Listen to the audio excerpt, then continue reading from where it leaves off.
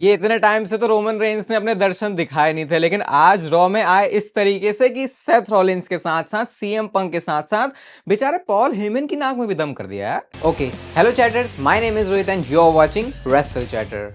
तो इस वीडियो में बात करेंगे आज मंडे नाइट रॉ के एपिसोड के बारे में, जो कि था एकदम बैंगर। पूरे शो के बारे में शुरू से लेके एंड तक आपको सारी बातें कहां पता चलती हैं 7-8 सालों से इस रेसल चैटर चैनल पर। तो उसके लिए आप इस चैनल को सब्सक्राइब और लाइक कर सकते हो।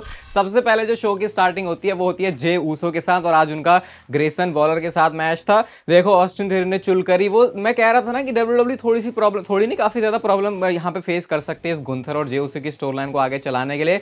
अब इनको यहाँ पे इनका यूज करना पड़ा, जो कि मैंने बोला था कि क्रिएटिव तरीका तो है, लेकिन क्या सही में अच्छा भी है? तो देखो ऑब्वियसली ये वाला मैच उनको जीतना ही था। सुपर किक और स्प्लैश लगाने की भी जरूरत पड़ती नहीं है उनको, उन्होंने सीधा ही जो है स्पीयर के साथ ग्रेसन वॉलर को हरा दिया। ऑस्टिन थ्योरी आते हैं चुल करने, स्प्लैश उन्होंने भी खाया, लेकिन मैच के बाद गुंथर ने वो स्लीपर होल्ड के अंदर जे ऊसो को फंसा दिया। तो देखो अब ये हफ्ते बस उनको कैसे करके खींचम तानी करके निकालने ही निकालने, वो चीज क्लियर हो चुकी है। और मैंने आपको ये पहले ही दिन बोला था कि आगे ये जे ऊसो और गुंथर की स्टोरी को लेके कैसे जाएंगे। प्रॉब्लम तो इनको होने वाली है, लेकिन उसका सोल्यूशन क्या निकाल तो रहे हैं। लेकिन देखो बहुत सारे लोग जे ऊसो और गुंथर की स्टोरी में वैसे ही इंटरेस्टेड नहीं है, क्योंकि कंसिडरिंग कि ये मैच रेसलमेनिया के अंदर हो रहा है, ये मैच उतना बड़ा लेवल पे फील नहीं होता। बट जो भी है, अब डब्ल्यूडब्ल्यू को ऐसे ही चलाना है। और जे ऊसो फिर ये बैक से जाके फिर वो अल्फा अकेडमी के साथ भी मिल रहे होते हैं। तो पता नहीं डब्ल्यूडब्ल्यू कैसे कर रही है, इसको क्या कर रही है। बट फिर भी रॉयल रंबल जीता है बंदा, तो चैंपियनशिप के लिए मैच तो उसको मिलना ही है।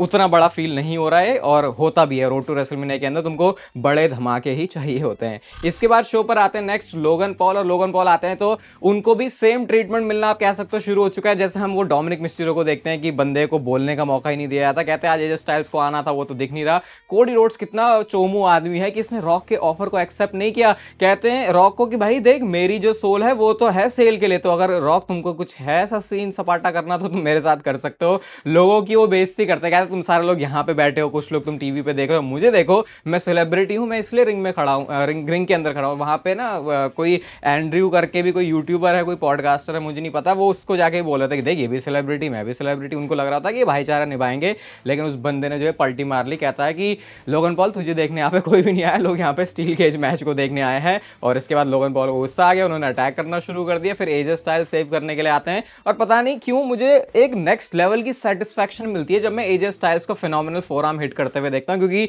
पूरे टाइम ऐसा लगता है कि शायद इस बंदे को कोई ना कोई इंटरप्ट कर देगा। लेकिन आज वो उन्होंने बिल्कुल ही इज्जत से मारा है लोगन पॉल को, और उसके बाद लोगन पॉल वहां से सरकने लगते हैं। तो एजे स्टाइल्स कहता है क्या हो गया भैया, डर के भाग रहा है, ऐसा वैसा। तो अब क्लियर ही हो चुका है, सिंगल्स मैच ही करने वाले हैं रेसलमेनिया के अंदर। और ठीक है, मैं तो उसको बोलूंगा ठीक है कि चलो इस वजह से लोगन पॉल को सीरियसली तो लेते हैं ना लोग, मतलब उनके ऊपर ज्यादा नजर रखते हैं, तो उस वजह से चलो एजे स्टाइल्स का भी भला हो जाएगा। और ये क्या दिन आ गए मेरे कहने के लिए कि मैं कह रहा हूँ लोगन पॉल की वजह से एजे स्टाइल्स को भला होगा फर्स्ट प्लेस पर। ऐसा ही नहीं होना चाहिए था कि एजे स्टाइल्स को वैसी बड़ी स्टोरी मिले। जो भी है, अब इनका सिंगल्स जो मैच है वही लग रहा है कि रेसलमेनिया के लिए डब्ल्यूडब्ल्यू प्लान कर रही है। इसके बाद शो पर एक टोर्नाडो टैग टीम मैच भी था। ऐसे टैग टीम मैच के अलावा टोर्नाडो मैच दिखता है तो उसको देखने की अलग फीलिंग होती है। और भाई क्या स्पॉट था वो। रे मिस्टीरियो वैसे तो बड़े हाई फ्लाइंग एक्शन करते हैं, लेकिन बहुत ज्यादा यूनिक चीजें वो लेके नहीं आते। अगर आप उसे कंपेयर करोगे किस तरीके से बाकी सुपरस्टार्स करते हैं, क्योंकि इतने सालों से वो हैं, तो कितना यूनिक लेके आ सकते हैं। लेकिन वो मिड रोप से उन्होंने जिस तरीके से एक्सेवियर वुड को, या किसको, एक्सेवियर वुड्स को किया था या कोफी को किया था, वो बिल्कुल हरिकन राना मारा था, वो बढ़िया स्पॉट लगा था। बाकी इस मैच में एक टेबल वाला बॉच भी हो जाता है, वो गिरे तो सही उसके ऊपर, लेकिन सिर्फ हाथ, और इतनी कच्ची टेबल भाई, वो तो ऐसे ही गिर गई, वो तो खैर हमको पता है, लेकिन इतनी कच्ची, वो पता नहीं उस टेबल के साथ कुछ तो गड़बड़ी थी। वैसे भी एक मास्क वाले बंदे ने आके अटैक कर दिया वुड्स और ये जो दूसरे ड्रैगन लिए उनके ऊपर, लेकिन वो आइडेंटिटी सबको लग रही थी कि चैट गेबल की है, उसकी वजह से ऑब्वियसली न्यू डे मैच तो जीते। लेकिन बैक से जाके अरे भैया मैं नहीं था वो, अरे फिर कैथी कैली कहते अरे हमने देखा तो था, तुम उसकी किधर तो गए थे बंदे के पास, उससे तुमने मास्क लिया था। फिर बाद में हमको उनके पीछे दिखता है कि वो जो मास्क वाला बंदा है उसको तो लेके जा रहे हैं जो न्यूयॉर्क वाले बंदे हैं, वहां के जो सिक्योरिटी गार्ड, वो जो सब है, पुलिस वगैरह जो भी है। तो वो कहते हैं देखो मैं तो नहीं हूं, तो मुझे तो लग रहा है कि बंदा तो वो चैट गेबल ही था। बाद में शायद उन्होंने मास्क वगैरह किसी और बंदे को पहना दिया, क्योंकि जिस तरीके से उन्होंने ऐसे करके अपना वो थैंक यू वाला वो जो करते हैं वैसे किया था, तो मेरे को तो वो सेम ही लग रहा था। तो थोड़ा थोड़ा मेरे को ऐसा लगा कि इतनी तगड़ी सिनेमैटिक वीडियो दिखा के ये किया, क्योंकि मुझे लग रहा था वो शायद सिनेमैटिक वीडियोस और दिख सकती है। तो मेरे को तो थोड़ा फुस्सी सा लगा मामला, इतना बहुत वो सिनेमैटिक वीडियो का मुझे लग रहा था बहुत कुछ स्पेशल होगा। अभी हो भी सकता है, देखो ये तो अभी एक ही चीज़ है, तो इतनी जल्दी इस पर कोई अपना ओपिनियन बना भी नहीं सकते। बाकी बैक स्टेज भैया थोड़ी सेटिंग हो गई है फिन बैलर और ये जो हमारे दूसरे डोमिनिक मिस्टीरियो, वैसे मैं ज़्यादातर जो जजमेंट डे के सेगमेंट है बैक स्टेज के उनको ऐसे कवर नहीं करता, वो एक साथ ही बता देता हूँ। लेकिन यहाँ पे डोमिनिक मिस्टीरियो ने जो फिन बैलर उनको मैच दिलवा दिया है इंटरकॉन्टिनेंटल चैंपियनशिप के लिए अगेंस्ट ब्रॉन ब्रेकर। तो फिन बैलर खुश हो गए भाई कि अरे वाह मुझे मैच मिल रहा है। तो वो जो ऐसा लग रहा है ना कि जजमेंट डे के अंदर शायद एक मेंबर ऐड हो सकता है, इन दोनों के बीच में टेंशन चल रही है, उसको थोड़ा सा तो ऐसे आराम दिया है। बट ऑब्वियसली आराम कहीं पे भी ऐसे नहीं होने वाला कि इनकी स्टोरी रिवर्स में जाएगी, पीछे जाएगी। बाकी ऑप्शन डब्ल्यूडब्ल्यू के पास है वो फिन बैलर और डोमिनिक मिस्टीरियो का मैच कराने का, लेकिन मुझे लगता है कि डब्ल्यूडब्ल्यू उस पर अभी थोड़ा सा अच्छे से टाइम लेके इस वाली स्टोरी को अच्छा सा कुक करने की कोशिश करेगी। इसके बाद शो पर आते हैं हमारे अनडिस्प्यूटेड चैंपियन कोडी रोड्स, और अभी भी जो उनकी आंख है वो बिल्कुल पूरी तरीके से सही नहीं हुई है। जॉन सीना के बारे में बात करते हैं, कहते हैं मेरा रेसलमेनिया का ओपोनेंट यहाँ पे नहीं है, लेकिन ये कंफर्म करते हैं कि जो अगला हफ्ता होने वाला है मंडे नाइट रॉ का, वहां पर मैं भी और जॉन सीना दोनों होने वाले हैं। वो इस जगह की बात करते हैं, इस प्लेस की बात करते हैं कि यही वो जगह है जहां पे जॉन सीना ने यूएस चैंपियनशिप जीती थी, यही वो जगह है जहां पे रिटर्न करके जॉन सीना ने रॉयल रंबल जीता था, और इसी दौरान लेट्स गो सीना और सीना सक्स के चैंट लग रहे थे। तो ये चैंट जब मैं 2025 में सुन रहा हूं ना भाई, इतना ज्यादा बढ़िया फील हो रहा है। बिना जॉन सीना के होते हुए वहां पे ऐसी फीलिंग आ रही है कि जॉन सीना शायद यहीं पे खड़ा है, क्योंकि लोग सक्स वाली चीज अभी भी बोलेंगे एक्सपेक्टेड नहीं था, और ये बोल रहे हैं भले ही ऐसा उल्टे वे में, लेकिन फिर भी वो हीरो कैरेक्टर के ऊपर बहुत ज्यादा सूट कर रहा है।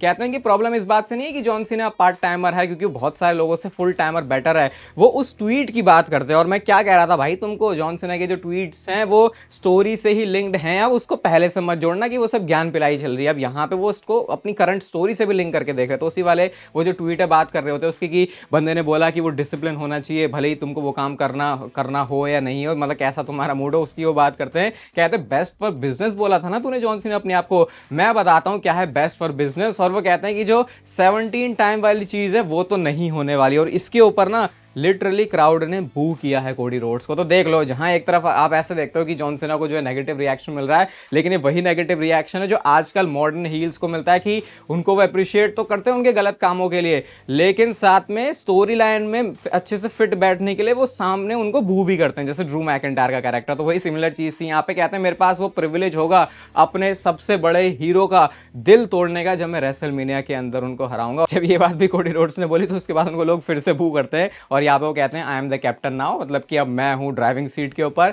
मैं इस पूरी कंपनी को लेके जाता हूं। मैं अभी भी बड़ा एक्साइटेड हूं भाई बिना जॉन सीना की। अब तो ऐसा लग रहा है कि सही में हम स्टोरी में आ चुके हैं इस रोड टू रेसलमेनिया की, क्योंकि इतना ज्यादा अनएक्सपेक्टेड ये ट्विस्ट डब्ल्यूडब्ल्यू ने दे दिए यहाँ पे कि अभी भी दिमाग से और गले के नीचे से बात उतर नहीं रही, अच्छे दिमाग में घुस नहीं रही, गले के नीचे से उतर नहीं रही कि सही में जॉन सीना हील है। वो तो अब अगले रॉ में जब इसकी अपीयरेंस होगी और जब ये उल्टी सीधी बातें बोलेगा तो आई थिंक कह सकते हैं थोड़ा अब यकीन होगा, क्योंकि इतना बड़ा ट्विस्ट, इतना बड़ा शॉक डब्ल्यूडब्ल्यू ने दे दिया कि उसको थोड़ा सा जो पचा पाना है वो भी मुश्किल से हो रहा है। इसके बाद हमने बेली वर्सेस रकेल रोड्रिगेज का भी मैच देखा, ये आगे जाके जो है कंटेंडरशिप के लिए था, डिस्ट्रैक्शन हो जाती है जजमेंट डे के ही लॉन्डो की वजह से, और इसकी वजह से तहाना बॉम्ब के साथ मैच जीत गई रकेल रोड्रिगेज। वैसे मुझे लगता नहीं कि एज सिंगल सुपरस्टार कुछ ज्यादा फोकस उनके ऊपर होता है, लेकिन आज वाली ये विक्ट्री मुझे थोड़ी सी सरप्राइजिंग लगी। अच्छा भाई उनके लिए भी कुछ हो रहा है यहाँ पे। Next Iyo Sky Bianca Belair और रिया रिप्ली का सेगमेंट था। एक इतनी फनी चीज हुई है ना यहाँ पे, बियांका ब्लेयर के ऊपर सारा ब्लेम डाल रही है रिया रिप्ली की, तू तेरी फट गई थी ना मेरे से रेसलमेनिया में मैच करने के लिए, इसी वजह से तो तूने ईओ स्काई को पिक किया, क्योंकि अगर मैं होती तो तेरी बैंड बज जाती। और ईओ स्काई चैंपियन है, उसको कोई सीरियसली नहीं ले रहा भाई। रिया रिप्ली ने भी ऐसे मुंह पे उधर कर दिया, इधर से बियांका ब्लेयर ने भी कर दिया, दो जो खींच के चांटे मारे हैं उसके बाद उन्होंने बियांका ब्लेयर और रिया रिप्ली को, मजा आ गया उसको देख के। और वो कहती मैं चैंपियन हूं, तुम क्या लड़ रहे हो। तो क्लियर वो जो हमने ट्रिपल थ्रेट मैच का रूमर सुना था वो यहां से सही होता हुआ भी दिख रहा है, क्योंकि जिस तरीके से आज रिया रिप्ली को इस सेगमेंट के अंदर इंट्रोड्यूस किया गया, क्लियर बात है कि ट्रिपल थ्रेट मैच ही वो डायरेक्शन है जिसके साथ डब्ल्यूडब्ल्यूई आगे बढ़ रही है। इसके बाद गाइस आता शो का मेन इवेंट, और ये था steel cage match Seth Rollins versus CM Punk के बीच में। और मैं आपसे कह रहा हूं कि अगर आप कहते हो ना कि रेसलिंग मैच दिखाओ, रेसलिंग मैच दिखाओ, ऐसा होना चाहिए भाई, हमको रेसलिंग पसंद है, ये है वो प्योर एक रेसलिंग मैच जिसमें स्टोरी टेलिंग इतनी ब्यूटीफुली प्ले करी गई है कि भाई जितनी तारीफें, जितने शब्द इसमें बोले जाए वो कम है।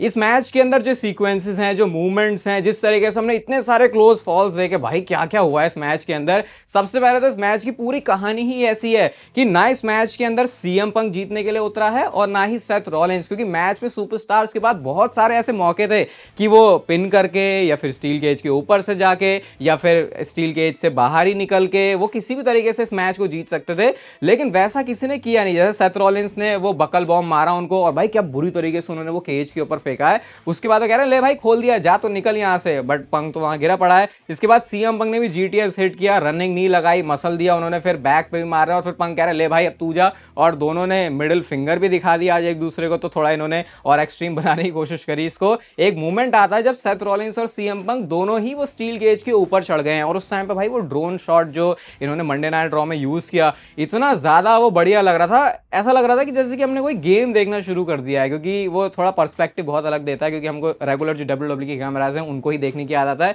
वहां से जो सुपरप्लेक्स है वो हमने देखा। और भाई तुम सीएम पंक की क्या बात कर रहे हो यार, इस बंदे की एज क्या है। ऐसे मौके पर सुपरस्टार्स बचते हैं बड़े बड़े मैचेस करने से। ये बंदा चेंबर के अंदर उतरता है, इसको हेल इन अ सेल के अंदर घुसना है, अब ये स्टील केज के अंदर घुस रहा है। मतलब कि ये केज ऐसे बंद होने का लग रहा है कि थोड़ा सा ज्यादा ही शौक हो गया है सीएम पंक को। इसके बाद सीएम पंक ने जीटीएस हिट किया, सेथ रॉलिंस ने उसके ऊपर किक आउट कर दिया। सेथ रॉलिंस से भी देखो, जो मैं स्टोरी टेलिंग की बात कर रहा हूं ना वो यही होती है कि उन्होंने एसटीएफ फिनिशर यहां पे जो जॉन सीना का है जो सबमिशन होल्ड है उसको लगाया। क्यों?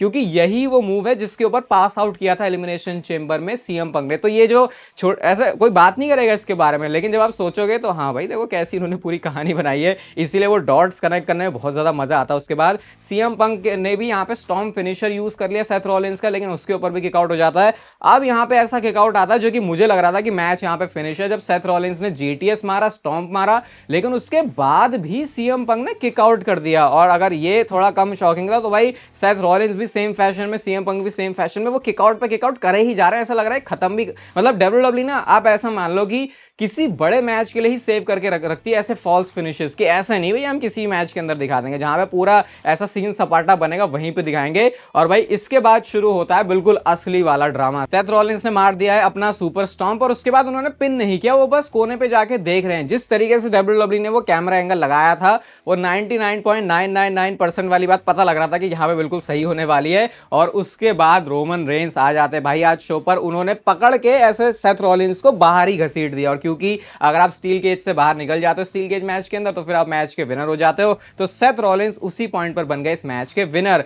लेकिन सेथ रॉलिंस के चेहरे पर जो एक्सप्रेशन था वो क्लियर बता रहा था कि वो शॉक्ड हो चुके हैं, वो पूरे सरप्राइज है कि ये क्या हो गया, ये रोमन रेंस कहां से निकल के आ रहा है। और उसके बाद रोमन रेंस ने जो तबीयत से कुटाई करी है सेथ रॉलिंस की एज एक्सपेक्टेड, सबसे पहले उन्होंने सुपरमैन पंच मारा, उसके बाद रोमन रेंस ने वो रिंग साइड के ऊपर ही उनको स्पीयर हिट किया। लाउड ओटीसी के चैंट आज हमको सुनने को मिले और काफी फ्रेश फील हुआ रोमन रेंस को शो पर देखे। एक तो मंडे नाइट रॉ पर वो आए हैं, मेडिसन स्क्वायर गार्डन का शो था तो भाई इनको ये बढ़िया तरीके से डिलीवर करना ही था। इसके बाद भी रोमन रेंस रुकते नहीं है, उन्होंने बैरिकेड के ऊपर जाके ऐसा धक्का दिया सेथ रॉलिंस को और सेम तरीके से वो बदला लेने की कोशिश करते हैं सेथ रॉलिंस से, क्योंकि रोमन रेंस ने आज शो पर स्टॉम्प लगाया है। अगेन जो मैं कहता हूं स्टोरी टेलिंग की बात, स्टॉम्प क्यों लगाया है, क्यों लगाया, इसलिए लगाया क्योंकि वो सेम तरीके से बदला लेना चाहते थे जो रॉयल रंबल में सेथ रॉलिंस ने रोमन रेंस के साथ किया। इतने से ही मन नहीं भरता उनका, अब स्टील स्टेप्स के ऊपर बंदा चाहता है कि मैं इसको स्टॉम्प मारूं, बिल्कुल वैसे ही जैसे रोमन रेंस के साथ हुआ था रॉयल रंबल के अंदर। जब वो मारने के लिए चलते हैं तो भैया वहां पे सिक्योरिटी वाले बंदे आ गए और मेरे को बुरा सा लगा, लेकिन उसके बाद पता चला कि यार सिक्योरिटी वाले बंदे आए तो बहुत बढ़िया चीज हो गई, क्योंकि कहां हमको लग रहा था कि सेथ रॉलिंस के साथ ही शायद हो सकता है स्टोरी चले, वो सीएम पंक रोमन रेंस का कुछ डिफरेंट एंगल हो। डब्ल्यूडब्ल्यू ने थोड़ा सा तो यहां पे खेला खेल लिया भाई। रोमन रेंस की नजरें अब इसके बाद जाती है रिंग के बीचों बीच में, जहां पे होते हैं पॉल हेमन जो कि सांत्वना रख रहे थे, जो कि फीलिंग्स रख रहे थे, थोड़े से इमोशनल थे सीएम पंक को देखे, अरे भाई तुझे लग गई ऐसा वैसा।